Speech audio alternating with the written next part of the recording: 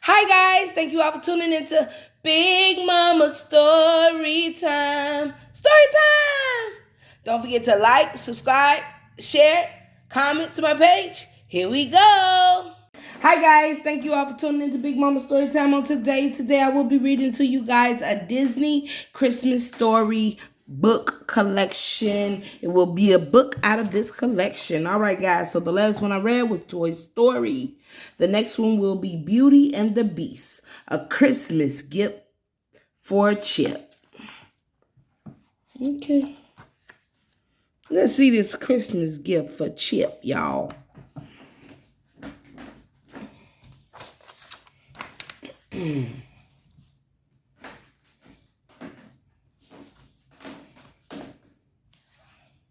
It was Christmas Eve at the castle. The Enchanted Objects didn't usually exchange gifts, but they loved to decorate the library and trim the tree. Belle was eager to help and placed a pair of shoes by the fire.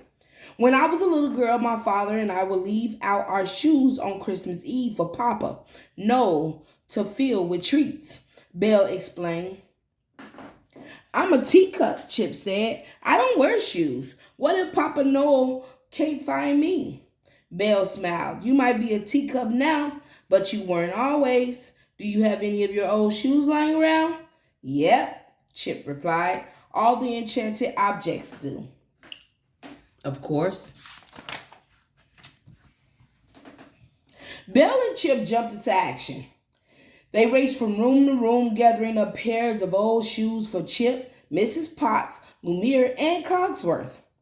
Once the pairs were gathered, Belle and Chip made their way back to the library. They neatly arranged the shoes in front of the fireplace, then took a step back to admire their work. A little while later, Mrs. Potts announced it was bedtime for Chip. But I'm not tired, Chip said, swallowing a yawn. Mrs. Potts and Belle exchanged smiles and tucked the sleepy teacup into the cupboard. As Chip settled in for the night, Belle thought about Christmas in the castle. The decorations were lovely, but she wanted to do more. She wanted Chip to have the best Christmas yet. Yes, because I think he like the youngest one that was there. Soon after, Belle and Mrs. Potts returned to the library to reunite with Cogsworth and Lumiere.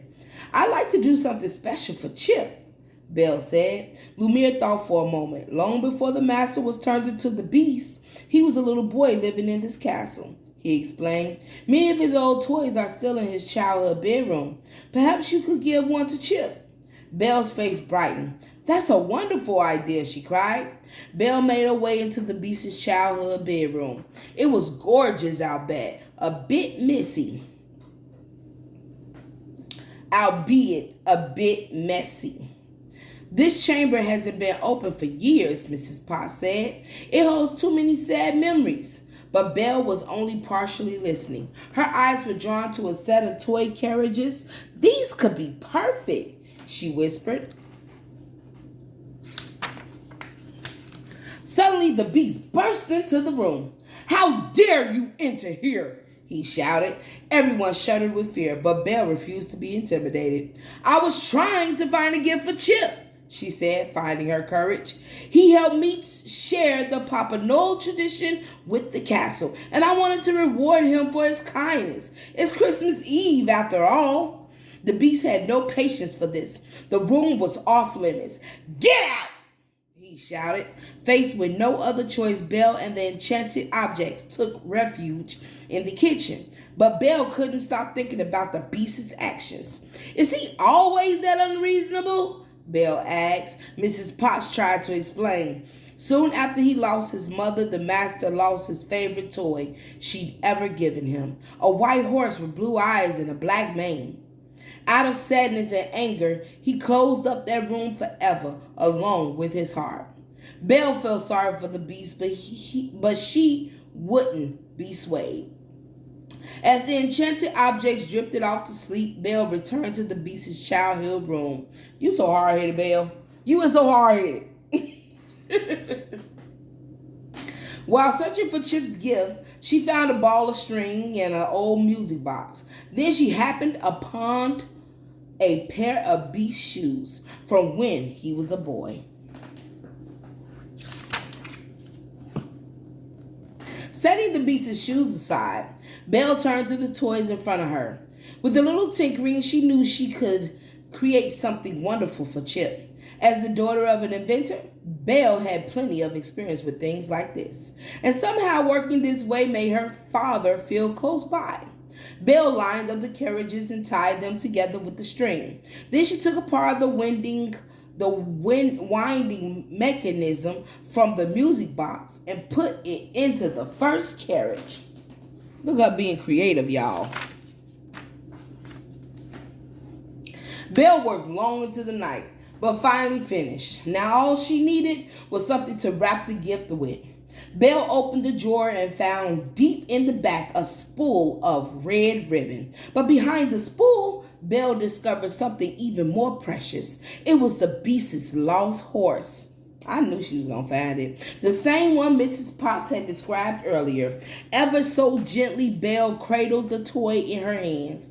"You've been dearly missed," she said. "It's about time you were found." Belle carefully placed the beast's shoes outside his door with the toy horse resting inside. She knocked, then slipped away. When the beast opened his door, he immediately recognized his long-lost toy. "Where did you come from?" he asked. The beast could hardly contain his delight.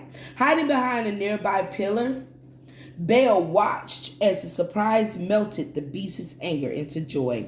Before heading off to bed, Belle stopped by the library. She placed the carriages by Chip's shoes, then hurried back to her room. She couldn't wait for the next day. I wouldn't either, because I would want to see what the beast's going to say to me. Or is he going to say anything about me finding his toy? The next morning, Christmas finally arrived. Belle and the Enchanted Objects flooded into the library. They usually enjoyed a cozy fire in their freshly decorated space, but this year, something magical had happened. "Well, bless my soul," Mrs. Potts exclaimed. She directed everyone's attention toward the fireplace. Each pair of shoes was filled with delicious treats and small surprises. "Papa Noel did come," Chip shouted. "He found us." Belle couldn't believe it. When she left the carriages for Chip last night, the shoes had been empty, but now every pair was full to bursting. "Papa Noel brought us most of this," Belle said to the teacup, "but the carriages are from me to you. Thanks for all your help yesterday." Now, it could have been the beast that bought the toys, but let's see who did it. Could have been Papa Noel, whoever that is. "Wow," Chip replied. "Thanks, Belle." Belle smiled and then revealed the final surprise. "These may look like ordinary carriages," she began, "but they're not." She took Chip and the carriages over to the floor by the Christmas tree. "These carriages can move on their own," Belle explained. With the flip of a switch, the carriages drove by themselves, as if by magic. It just so happened that the beast was outside the library looking in. Belle convinced the beast to join them, and everyone returned to the fireplace. "I'm sorry I was so angry yesterday," the beast confessed. "I didn't see you get angry," Chip said. "That's right," the beast said, turning to the young teacup.